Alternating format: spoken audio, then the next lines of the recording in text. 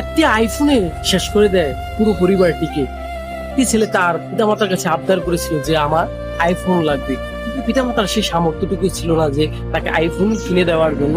পিতামাতার সেই সামর্থ্যটুকু ছিল না, কিন্তু ছেলে নাছার বন্দা, তার আইফোন লাগবে। কিন্তু সে বেছে নিল যে কি মৃত্যুর পথ।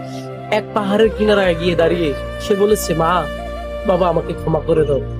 যখন সন্তান একদম পাহাড়ের কিনারে চলে গেছে, পিতা তখন সেই মুহূর্তে সন্তানকে বাঁচাবার জন্য ওইখানে যায়। পিতা পুত্র উভয়ে সেই পাহাড় থেকে পড়ে যায়, এবং কি মা তা সচক্ষে দেখে মাও শেষ পর্যন্ত জীবন বিলিয়ে দেয়।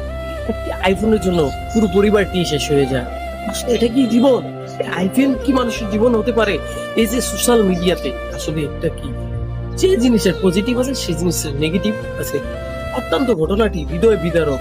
আসলে এই দৃশ্যটা দেখে সবার মন কেঁদে কেঁদে দিচ্ছে যে আসলে কি হলো বিষয়টা। এই আইফোনের জন্য পুরো পরিবারটাই শেষ হয়ে গেল।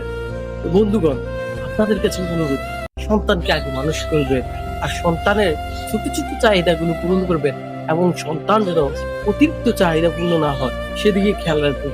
পিতামাতার প্রতি সন্তানের দায়িত্ব আছে, সন্তানের প্রতি পিতামাতার দায়িত্ব আছে।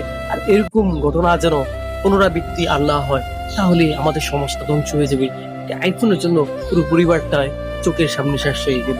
খুবই দুঃখজনক এবং কি বেদনাদায়ক এবং হৃদয় বিদারক একটি